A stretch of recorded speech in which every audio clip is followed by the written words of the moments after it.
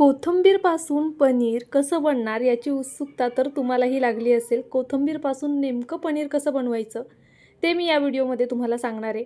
आता मार्केटमधून प्रत्येक वेळी पनीर विकत आणायची गरज नाही आहे.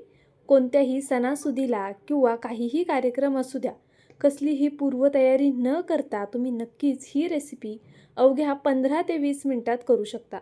अतिशय सोपी आणि झटपट होणारी, त्याचबरोबर कितीतरी पटीने चविष्ट.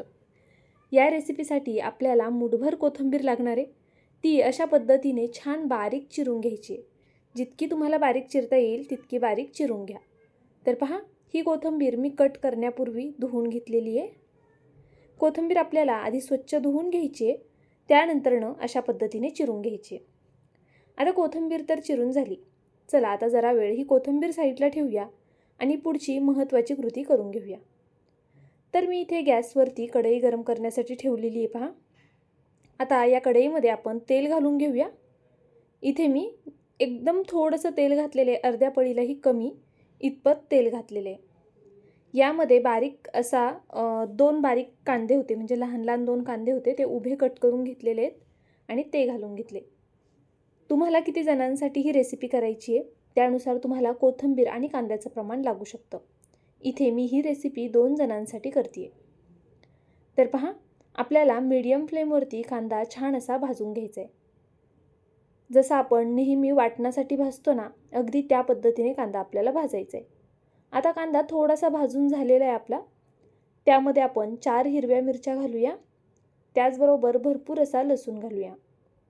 आपल्याला लसूण, मिरची आणि अद्रक हे सुद्धा कांद्यासोबत छान भाजून घ्यायचे. खूप वेगळ्या पद्धतीने आज आपण ही रेसिपी करतोय. कदाचित या पद्धतीने तुम्ही कधी केली नसेल.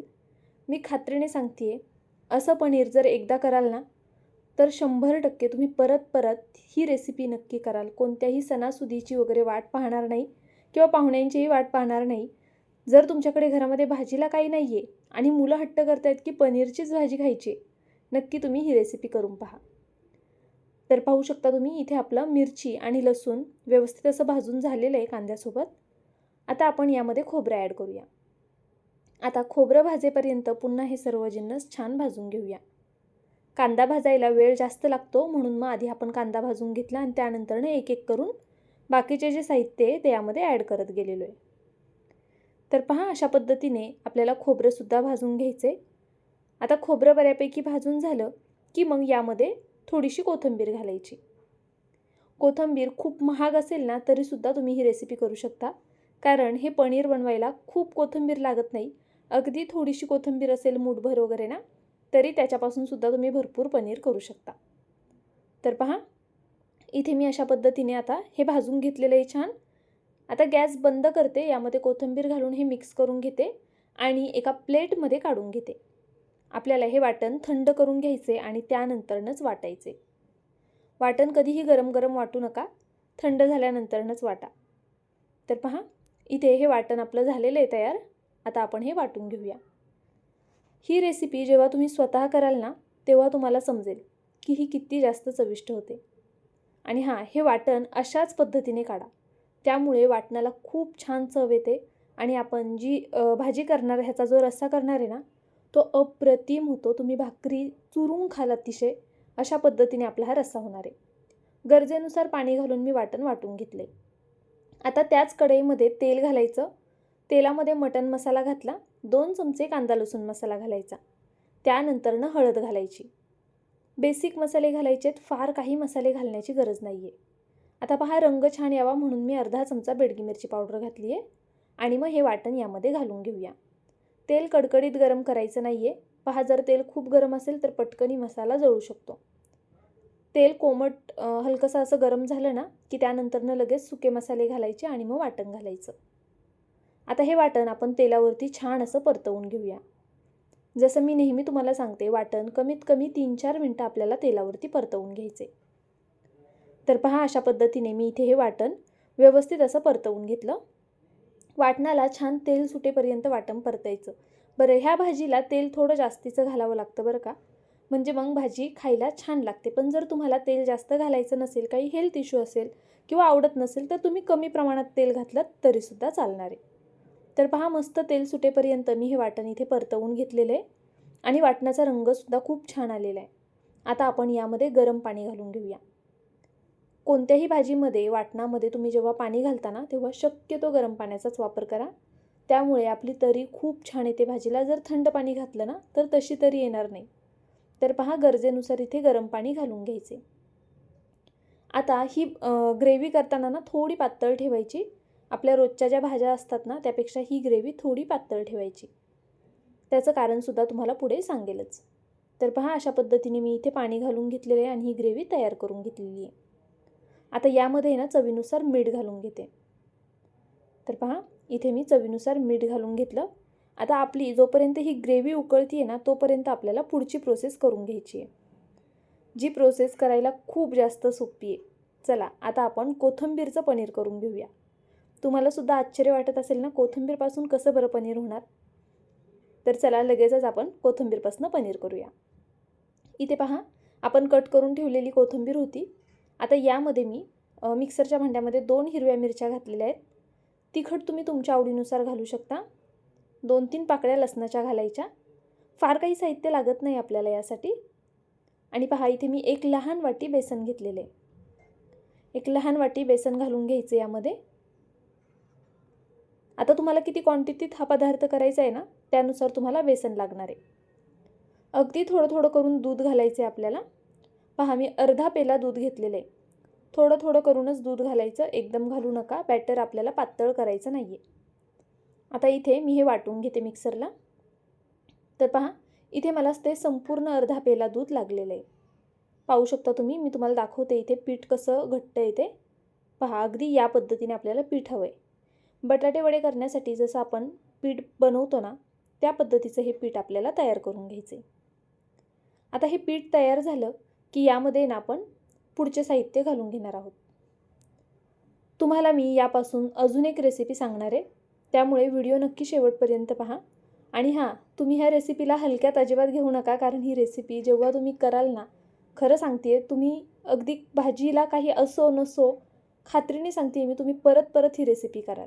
इतकी चविष्ट होते. फक्त एकदा करून बघा, मी म्हणते म्हणून. मिक्सरच्या भांड्यामध्ये कोथिंबीर घालून घेतली. त्यानंतरनं चवीनुसार मीठ घातलं आणि थोडीशी हळद घातली. जास्तीचे मसाले वापरायचे नाही आहेत, कारण आपल्याला ह्या भाजीची चव छान यायला हवी आहे ना, त्यामुळे अजिबात मसाले असे ओव्हर वापरायचे नाही. पहा, यामध्ये मी 1 चमचा पांढरे तीळ घातले आणि 1 चमचा जिरं घातलं. लहान चमचे तर 1 चमचा पांढरे तीळ, 1 चमचा जिरं घालून घेतलं. आता हे सर्व असं चमच्याच्या साहाय्याने मिक्स करून घेऊया. हे मिक्सरला आता फिरवायचं नाही आहे, पण जर तुम्ही हे बॅटर दुसऱ्या भांड्यात काढून घेतलं, मग त्यामध्ये कोथिंबीर टाकून हे सर्व साहित्य टाकून मिक्स केलं की मग 2-2 भांड्यांना हे पीठ वाया जाणार. बेसन पीठ थोडं घट्टसर आहे तर ते भांड्याला बऱ्यापैकी चिटकून बसतं. त्यामुळे मी इथे मिक्सरच्याच भांड्यामध्ये मिक्स करून घेतले. तुम्हाला हवं तर तुम्ही एखाद्या वाटीमध्ये, बाउलमध्ये वगैरे काढून घेऊ शकता आणि मग त्यामध्ये हे सर्व मिक्स करू शकता. आता काय करायचं आहे, इथे एक प्लेट घ्यायची अशी पसरट, ज्यामध्ये तुमचं बॅटर व्यवस्थित बसेल अशी प्लेट घ्यायची आहे तुम्हाला. आणि त्या प्लेटला छान असं तेल लावून घ्यायचं आहे. पहा, सगळीकडून अशा पद्धतीने मी याला तेल लावून घेते आहे. अगदी कडेला वगैरे सगळीकडे छान असं तेल लावून घ्यायचं. तेल थोडं जास्तीचं लावा, म्हणजे मग खाली अजिबात चिटकणार नाही. तुम्हाला पुढे समजेलच. तर पहा, कढईमध्ये पाणी गरम करण्यासाठी ठेवलं होतं. त्यामध्ये एक प्लेट ठेवली आहे. तुमच्याकडे स्टँड असेल तर त्यातसुद्धा करू शकता तुम्ही. आता आपल्याला काय करायचं आहे, या प्लेटवरती हे बॅटर पसरवून घ्यायचे.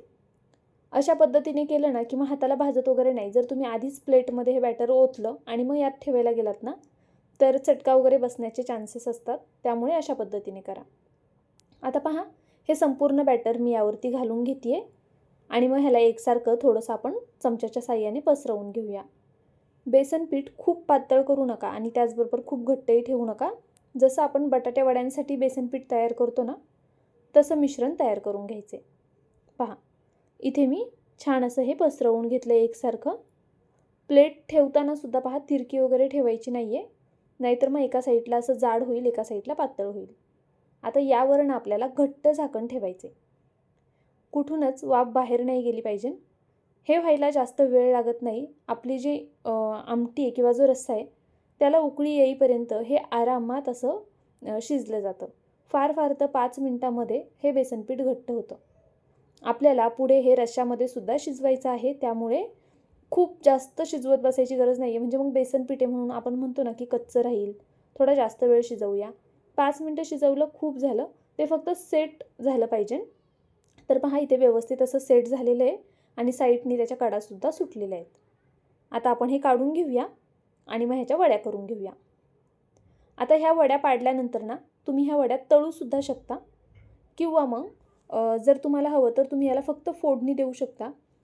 अशी कढईमध्ये ना जिरं मोहरी सोबत पांढरे तीळ घालायचे, थोडं हिंग घालायचं आणि तुमच्या आवडीचे चटपटीत मसाले घालायचे, कढीपत्ता वगैरे घालायचा, थोडासा लसूण ठेचून घालायचा आणि त्यामध्ये ह्या वड्या फ्राय करून घ्यायच्या. तर त्या पद्धतीने तुम्ही नाश्त्यासाठी करू शकता या वड्यांचा नाश्ता किंवा मग तळून घेतल्यात तरी चालेल. आता मी इथे तळणार नाही आहे किंवा फोडणी देणार नाही आहे. मी ह्याची भाजी बनवणार आहे, म्हणजेच कालवण बनवणार आहे. तुमच्या पनीरलाही मागे सारेल आणि चिकन मटनलाही मागे सारेल अशी ही भाजी तयार होते. तुम्ही पाहुणे आल्यावरती सुद्धा करू शकता, उपवास सोडायला सुद्धा करू शकता. अतिशय वेगळी रेसिपी आहे, यापूर्वी तुम्ही कुठेच पाहिली नसेल अशी रेसिपी आहे. आणि हां, यामध्ये पाणी घालण्याऐवजी ना खरंच दूध घाला. दुधामुळे जी चव येते ना या वड्यांना, अप्रतिम, खूप छान होतात दुधामुळे या वड्या. पहा मी लहान लहान असे क्यूब्स याचे कट करून घेतलेले आहेत. तुम्हाला हवे त्या आकारामध्ये तुम्ही हे कट करू शकता, पण आपल्याला भाजीत घालायचे आहेत ना तर मग असे लहान लहानच छान वाटतात. तर इथे मी एक एक करून अशा पद्धतीने काढून घेते. आता हे काढताना आहे ना पहा असं हाताने नाही काढायचं. हाताने काढलं ना की ते तुटू शकतं. तर मग आपल्याला सुरीच्या साहाय्यानेच काढून घ्यायचे. जेव्हा तुम्ही ह्याच्या 2 लाईन्स काढून घेसाल ना अशा, तर मग अगदी सहज ते पुढचं निघायला मदत होते. मी तुम्हाला आता इथे दाखवते पहा. आधी ह्या 2 लाईन्स मी काढून घेतल्या. त्यानंतर ना सुरीने अगदी आरामात ह्या वड्या काढता येतात आपल्याला. चमच्याच्या साहाय्याने काढू नका. चमच्याने वड्या तुटू शकतात, खाली तळाला चिटकू शकतात.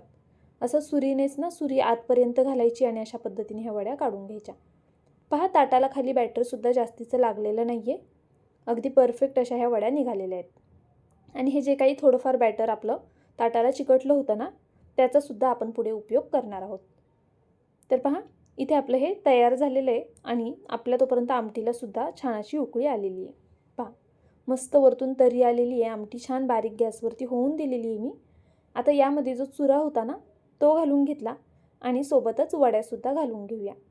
ह्या वड्या अशा नुसत्या खायलासुद्धा छान लागतात. जर तुम्हाला अशा नुसत्या खाण्यासाठी करायच्या असतील, तळणार नसाल, परतणार नसाल, तर मग थोड्या व्यवस्थित शिजू द्या आणि त्यानंतर ना अशातसुद्धा तुम्ही खाऊ शकता. आता आपल्याला ह्या रश्श्यामध्ये ह्या वड्या आहे ना कमीत कमी 5 ते 7 मिनटं होऊन द्यायच्या आहेत. अगदी बारीक गॅस करून छान असं ह्याला होऊन द्या, म्हणजे मग तरीसुद्धा छान येते. जेवढ्या बारीक गॅसवर तुम्ही अशा तरीच्या भाज्या कराल ना, कालवण कराल, रस्सा भाजी कराल, तर मग त्याला तरी छान येते. अगदी बारीक गॅसवरती जर तुम्ही हिला निवांत होऊन दिली ना तर पहा एक 7-8 मिनटं आता झालेले आहेत आणि आपली भाजी थोडी आटलेलीसुद्धा आहे आणि मस्त त्याला तरी सुटलेली आहे. पाहू शकता तुम्ही. तुम्हाला ही एकदम युनिक वेगळी रेसिपी कशी वाटली प्लीज मला कमेंट बॉक्समध्ये नक्कीच सांगा. पनीरला, चिकन मटनला कशालाही मागे सारेल अशीच ही आपली ही रेसिपी आहे. अतिशय वेगळी, कधीच कुठेच न पाहिलेली. व्हिडिओ थोडा जरी आवडला असेल तर प्लीज व्हिडिओला लाईक करा. मित्रमैत्रिणींमध्ये शेअर करायला मात्र विसरू नका. आणि तुम्ही उपवास सोडायला नक्की ही रेसिपी ट्राय करून पहा. तुम्हाला सगळ्यांना खूप जास्त आवडेल. बरं, जर रेसिपी आवडली असेल तर कमेंट करून कळवा आणि केल्यानंतरनं सुद्धा मला कमेंट करून कळवा की तुम्ही ही रेसिपी केलीत की नाही आणि तुम्हाला आवडली की नाही. तुम्ही माझा व्हिडिओ संपूर्ण पाहिलात त्याबद्दल खरंच खूप मनापासून धन्यवाद. उद्या पुन्हा भेटूया अशाच एका छानशा रेसिपीसोबत. तोपर्यंत bye. Thank you so much for watching.